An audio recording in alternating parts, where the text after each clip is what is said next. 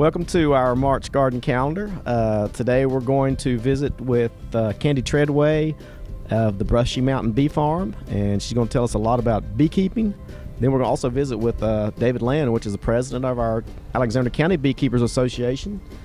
And we're going to just cover some tips for things you can plant in the garden month of March, a little bit of tips on things for the lawn, and then also just some landscape tips. So I hope you enjoy our March garden calendar. Well, here we are in the month of March, and believe it or not, it's gardening time again. And as far as your vegetable gardens, it's time to get out there and get started. Clean up your beds. If you've got weeds growing in them, go out there and pull all of them out. Kind of till the soil under. If you need to add a little compost at the top of the bed to kind of fill it back up, go ahead and you can mix a little bit of fertilizer, whether it's organic or synthetic, mix it in. And here in the month of March, you can go ahead and plant things like cabbage, cauliflower, broccoli, sets. You can plant potatoes.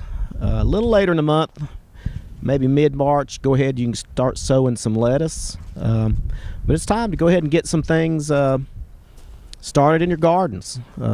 Starting to get some warmer days, and the nights aren't as cool, so it's plenty safe to get some of those colder season crops out in the garden for this spring.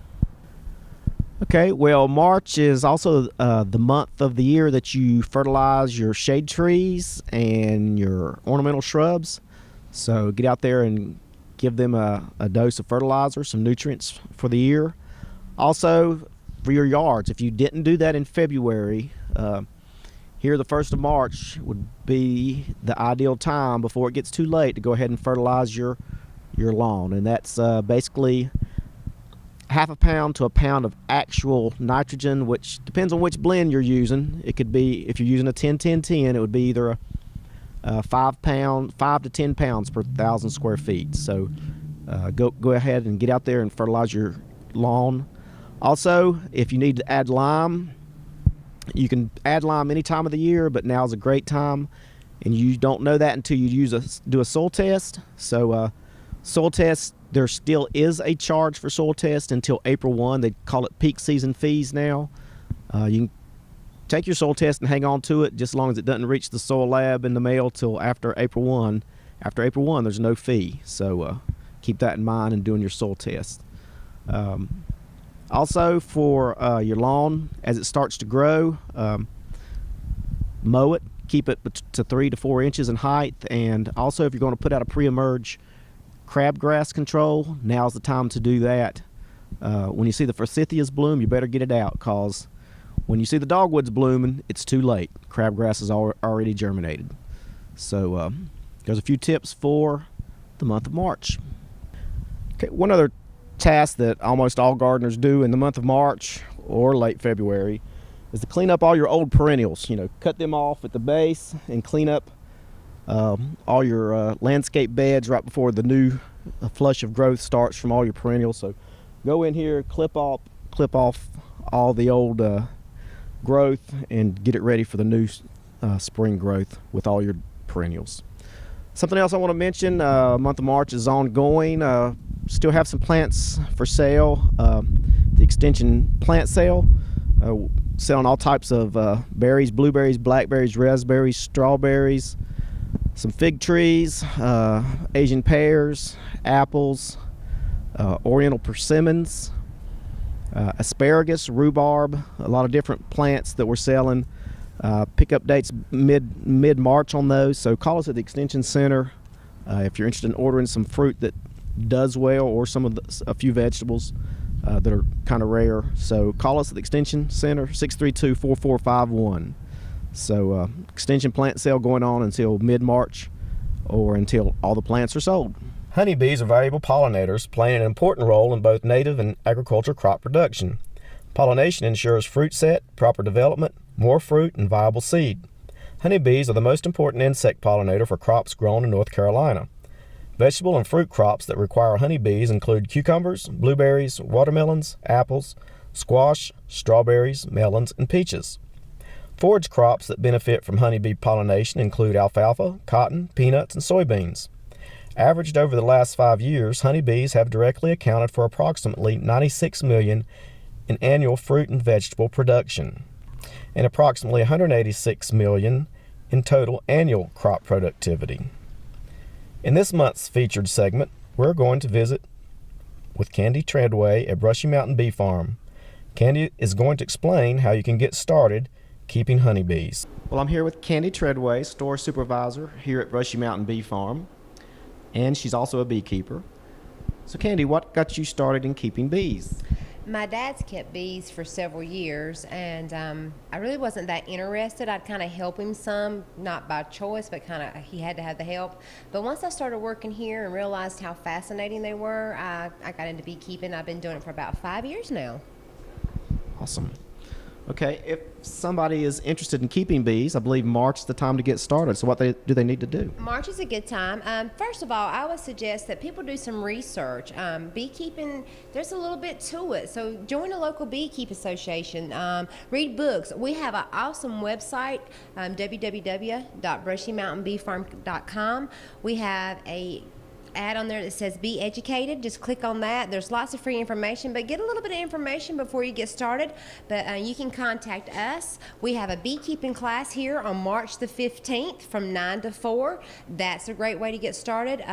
We can get you set up for bees. We have all your equipment, so you can contact us, and if we can't get you started, we can find you bees somewhere else. Okay. This is our 8-frame beginners kit. With our kit, you will get your folding hatless veil. The veil is just for protection to keep the bees out of your face. You'll get a book, a DVD, gloves, a feeder, a hive tool, a smoker, a pound of smoker fuel, and a bee brush. This is our English copper top hive.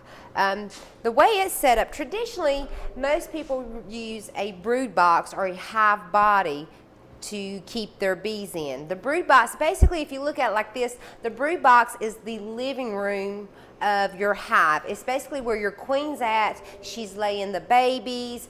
The worker bees are tending to the babies. So everything's really happening in your brood box. But the way the 8-frame is set up where you're using 2 medium supers as your brood box. The way it works is you have your copper top. You have your inner cover. You have your frames. So this is foundation. Foundation is actually the wax that goes inside the frame. This is where the bees are going to draw the comb out, which means they're going to take wax and add to this and pull it out to make the cone to store their honey or for the queen to lay the bees. Basically, it's just pure beeswax with wire run through it for support. This is what we call a medium super, this box here. And then this second medium super. And then this is your entrance reducer, your hive stand, and your screen bottom board. Your hive stand basically just gives an extra landing space, so whenever your bees come flying in and they're loaded down with pollen, they've got an extra space to land so they can get into the hive. The screen bottom board, we call it an IPM bottom board, and it just stands for Integrated Pest Management, which basically the screen is open, and when you have mites, they just fall through the screen and out of your hive. The corrugated sheet is actually used to do a mite count. And it just slides onto these little grids.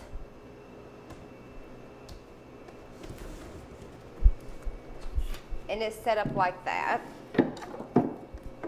Your entrance reducer is actually used, what you do is you reduce your hive down. So when you first get bees, especially like a package of bees, you want that entrance reduced down, because what happens is you've got guard bees down here guarding the front of your entrance. Well, when you first get those bees, you don't want a bunch of guard bees down here. You want them in there tending to the hive, getting it set up.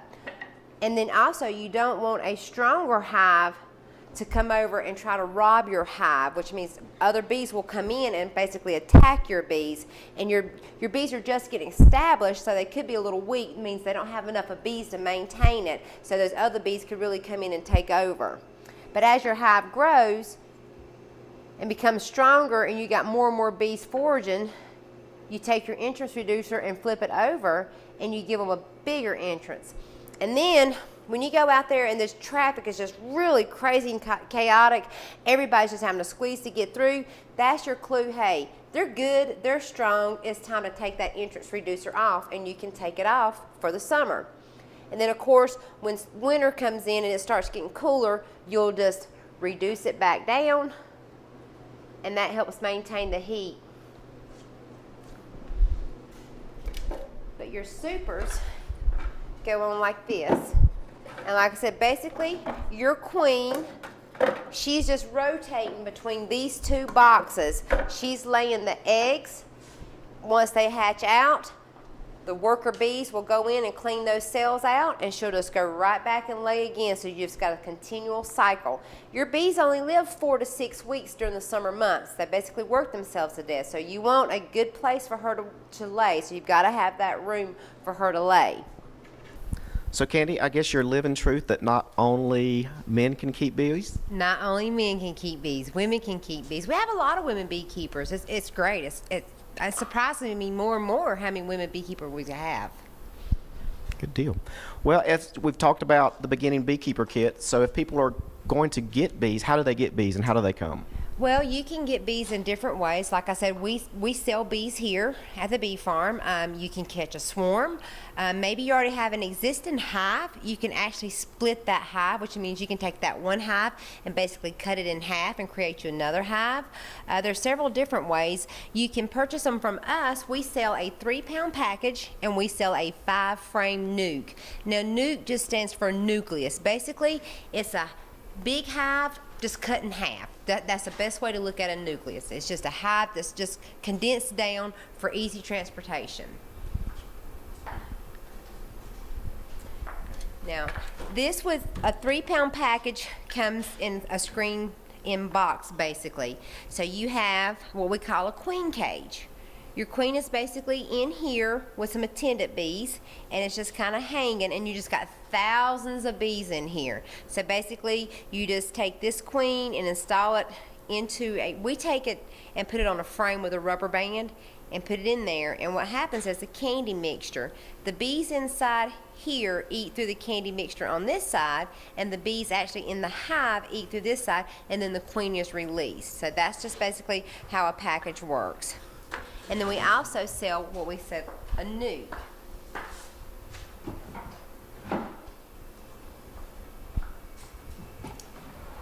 This is a 5-frame nuke. Like I said earlier, it's basically a 10-frame hive cut down to a 5-frame. So basically, whenever you order a nuke, you have a 21-day head start over a package. And the reason is your queen is already out. She's already laying eggs. You've got brood, larva, eggs. Basically, when you're pulling out of the parking lot, you've got babies hatching out. So all you do is take it home. You take your 5 frames out of here, install them into your hive, and add 5 frames to it, and you're good to go. She just continues laying. Very good. Well, I guess when we're sitting here looking at this, and this is we've talked about the 8-frame hive over there. I believe this is a 10-frame. So tell us a little bit of difference between the 8 and 10-frame hives. Your 10-frame hive, I would say, is more your standard hive. Basically, with a 10-frame hive, you're using a brood box or a deep box. So you've got one box. So earlier I said that this is the living quarters. Basically, once again, this is look at it as your living room of your hive. This is where your queen's at. This is where she's laying the babies. This is where everything's happening besides, the food sources above. You just have 10 deep frames. Of course, your foundation for them to build off of. The thing with a 10-frame hive, the way it's set up is you have your brood box or your hive body, and then you add your honey supers. You can add a shallow honey super, or you can add a medium honey super, or you can add both. So basically with a 10 frame hive, you can have anywhere from 2 different to 3 different size boxes, which gives you 2 to 3 different size frames to 2 to 3 different size pieces of foundation. So there's a difference from bottom of the hive up. That's basically how it works. Okay. And while we're here talking about the supers and the hive body, I mean, people wonder, do we get all that honey that's in all those supers, or do we need to leave some for the bees, or what? Tell us a little on that. Well, it depends on who you talk to. We say you should leave, we say commit the first super of honey to your bees. You never know what's going to happen. I mean, the honey flow is all based on the weather. If it's rainy and nasty, the bees can't get out, they can't forage, they're going to consume what they have. If you go out there and you take that whole box from them and they can't get out and get food, they're going to starve. So you've got to, I mean, especially if it's your first season. Your first season, you are so excited when they start making that honey. You have just got to taste it. Take a couple of frames. No harm done by far. Just don't take it all. They do store honey down here, so they do have a food supply here. But like I said, it's just like us. You got to always conserve for that rainy day, and you got to think about that for your bees as well. Make sure they've got something conserved for that rainy day. Well, Candy, what really do we need to wear if we're going to work our bees? Wear whatever you're comfortable with. If you are not intimidated whatsoever and you want to go out there in your t-shirt and shorts, then do it. If you've got to bundle up and look like the Michelin man out there to work your hives, then do that. We always say just wear what you're comfortable with. Most beekeepers will start off with a suit or a jacket and then a veil and gloves. And then as time goes on, they end up just kind of like shedding it all. So it's just all about what you're comfortable with. But our suits and our jackets, the good thing is about those, the veils actually zip on, so you don't have to worry about the bees working their way up and into your face. And the gloves, like I said, some people wear them, some people don't. It's really a preference. But we always say, wear what you need to wear to be comfortable. Okay, we talked about earlier about the 10 frame hive being set up for a hive body and possibly a medium super and a shallow super, so you may end up with 2 to 3 different size boxes, 2 to 3 different size frames foundation. Well, the way the 8 frame is set up, it's set up where you're using medium supers as your brood box. So you've got 2 boxes here that hold smaller frames, and it only holds 8 frames. So therefore, the box isn't as wide, so it's easier to pick up. And also, it's set up where you're running the same size box as your brood box and your honey. So everything is interchangeable. You can take them, you can manipulate your hive. If for some reason your queen become honey bound, and when I say honey bound, that means that the honey flow for the season has just been awesome and your bees have collected everything they can, but they've stored it down here where your queen needs to lay. Well, if they've stored honey, she has nowhere to lay. And if she's not laying, your hive's going to dwindle down. So you could actually take frames from your honey super and rotate those down in to the brood box, pulling those honey frames out, which allows space for her to go right back to laying. So you can manipulate your hive. And then when you go out to the bee yard, when you go to your building and collect your items, you don't have to collect this size frame and that size frame and this size box. You can grab any box, any frame, any foundation, because it's all the same. It's all going to work. So that's the way it's set up. It's just set up to be easier and lighter on your back. Candy, if somebody wants to get up with Brushy Mountain, what's some ways they can get up with Brushy Mountain? Our phone number is 1-800-BEESWAX. We have internet, www.brushymountainbeefarm.com. You can check us out there. We do have an awesome area called Be Educated. Click on that. Our general manager has some awesome webinars that's on the Be Educated. They start out from how to install a package, taking care of your colony the first year. It's all free. Definitely check that out. We have a great catalog.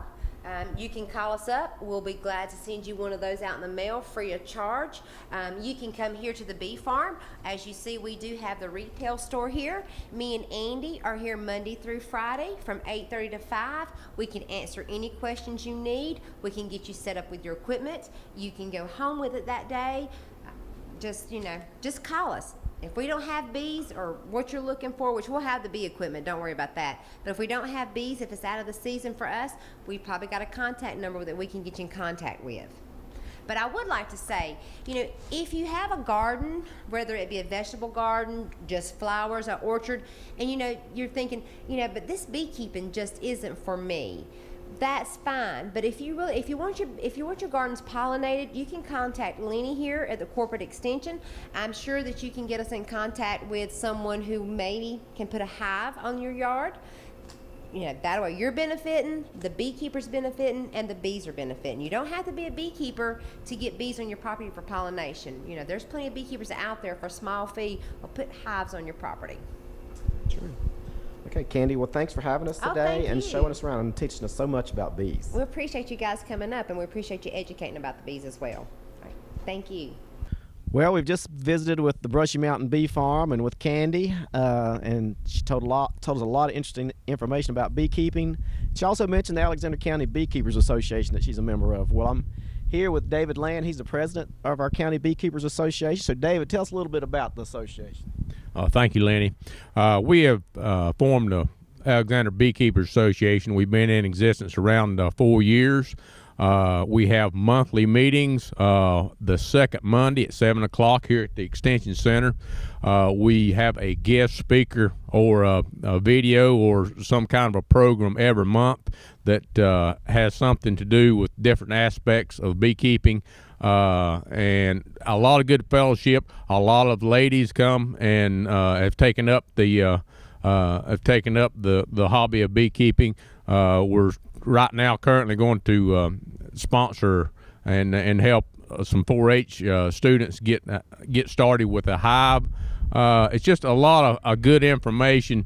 A lot of the speakers that come in are older beekeepers that have just a wealth of knowledge and are very, very generous about sharing that with us, especially the ones that are just getting started. We just got done with a new beekeepers class. We usually do this January and February, the first of the year. In somewhere around April, we're going to actually take these new the people that have taken the class out to one of our bee yards and let them get their hands wet and get into some bees, and we'll have the members there, all of them that can, to guide them and show them exactly all the procedures of going through a beehive and what we're looking for and what we can do to make the bees thrive and make some honey and make pretty flowers and everything that goes along with beekeeping. So we're a pretty active. We're a pretty active organization. We've got a lot of good people, a lot of good beekeepers in Alexander County that are willing to share this information. And we'd like to invite you out if you're interested. You can come to one of our meetings and sit in and see what we're all about, and we'd be more than happy to have you. Okay. And if you want to know more about the Beekeepers Association, it's alexandercountybeekeepers.org. Or you can find it on Facebook at facebook.com/Alexander County Beekeepers. So with that, if you want to join us at the Beekeepers meeting, it has really grown and we have a really good membership, so come out and join us. Well, I hope you've enjoyed our March garden calendar. We've had some fun visits with some different guests today. If you have any questions about gardening or the Beekeepers Association or anything that appeared in this month's episode, give us a call at the Extension office, 828-632-4451. And the Extension office is located at 376 First Avenue Southwest here in Taylorsville. And we're basically in the back parking lot of First Baptist Church and located directly beside the health department. Also, if you want to look us up on the web, we're www.alexanderextension.com.